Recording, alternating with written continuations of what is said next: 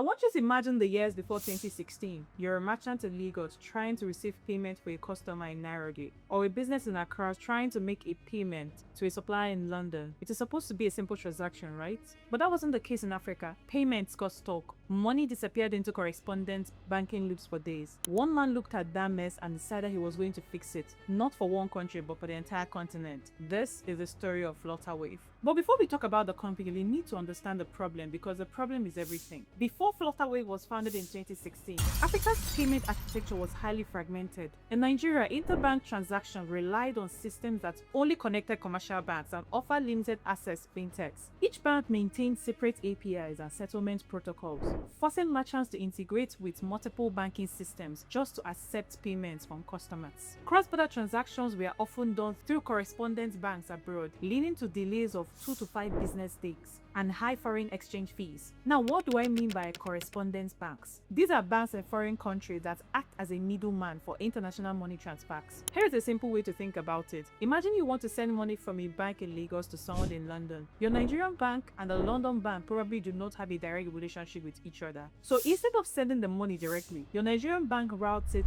through a third bank, usually a large international bank like Citibank or HSBC that has accounts and relationships in both countries. That third bank is the correspondent bank. That was the landscape. It was broken, expensive, and was practically holding an entire continent back from the global economy. This inefficiency translated to an estimated $4 billion to $6 billion annual drag on African digital commerce. And this is exactly the inefficiency Flutterwave wanted to eliminate. The story starts with a young man called Olugbenga Awola, known as JP. He was born in Lagos in 1985, and he is not the kind of person who stumbled into fintech. He lived inside it for years, in roles that gave him a front row seat to exactly how broken the system was. Before co-founding Flutterwave, Awola worked in various positions for financial institutions like the Royal Bank of Scotland, Standard Bank Nigeria, and Sterling Bank, as well as tech giants like Google, PayPal. At PayPal, he built payment solutions that worked seamlessly across borders. At Google, he worked on products that scaled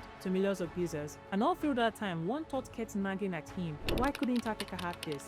Frustrated by these inefficiencies, GB and a team of ex-bankers and engineers started Flutterwave, a payment processing company that helps businesses make and receive payments across borders using one API, one integration, access to the entire continent. In 2016, Flutterwave was founded by Iyoluwa Aboyeji, who was the first CEO, Olugbenga Awola, who served as CTO, and Adeleke Adekoya as Chief Compliance Officer. The team had the credentials needed to bring in serious capital. Aboyeji had previously co-founded Andela, a platform that trains software developers, tech professionals, and connects them to jobs worldwide. He already understood how to build, pitch, and scale an African tech company. Flutterwave was founded in San Francisco with operations in Lagos. The company simplified cross-border payments so a Nairobi merchant could get paid from New York as easily as possible. They attracted early backing from Mastercard and Y Combinator, the prestigious Silicon Valley accelerator that had backed companies like Airbnb, Dropbox, and many others. The reality is that when Y Combinator bets on you, the world pays attention. In 2016, Aboyeji stepped down and JB took over as CEO, a role he had held ever since then. What happened next rewrote the record books for African fintech. In 2021, just 5 years after it was founded, Flutterwave raised a Series C funding round of $170 million, the highest amount at that time ever secured by an African tech startup. Flutterwave was valued at $1 billion, joining the global list of unicorns. Then barely a year later, the company raised more funds. In 2022, after raising $250 million, Flutterwave secured a $3 billion valuation, making it the highest valued African startup ever. Its investors included Tiger Global, Mastercard, and Y Combinator. Its clients included Uber, Microsoft, and Wise. Flutterwave expanded across 30 and more African countries, became the continent's most valuable fintech unicorn, processing billions for over 1 million businesses. Jimmy was celebrated on Fortune's 40 Under 40 list, Times Next 100, and was decorated with Nigeria's national honor, the Officer of the Order of the Niger, by President Buhari himself. Everything was moving smoothly until 2022, when the crown on Flutterwave began to wave. There was a scandal which ignited in April 2022, when former regional executive Clara Wanjiku Odero published a striking Medium post. She accused the CEO, GB, of prolonged bullying and harassment, stating she had to fight for her due compensation after resigning in 2018 and claimed administrative lapses at Flutterwave had even led her to facing police scrutiny in Kenya. The post went viral and it opened a floodgate.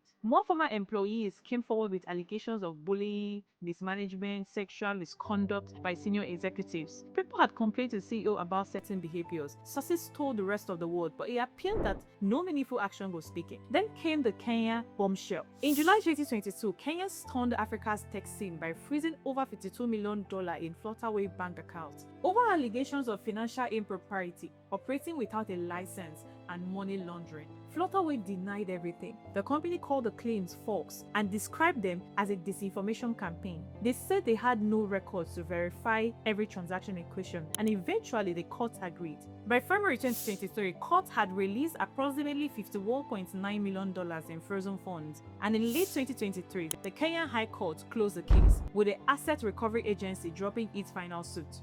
Flutterwave hailed this as vindication of its regulatory compliance and integrity, but the damage to its reputation had already been done. IPO plans were quietly shelved, investors' confidence wavered, and across Africa's tech ecosystem, people began asking harder questions about whether growth had been prioritized over governance. One compliance expert who studied the case told CNN that Flutterwave's fast growth exposed weakness in governance, compliance, and risk management.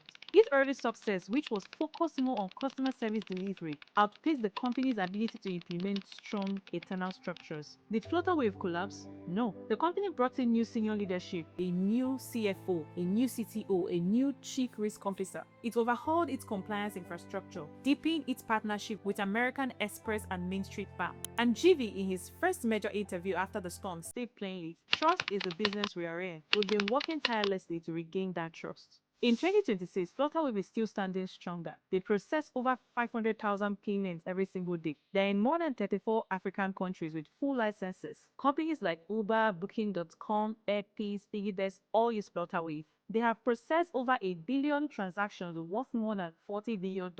And in January 2026, they made their boldest move yet. They acquired Mono, Nigeria's leading open banking platform, in a deal worth between $25 million to $40 million.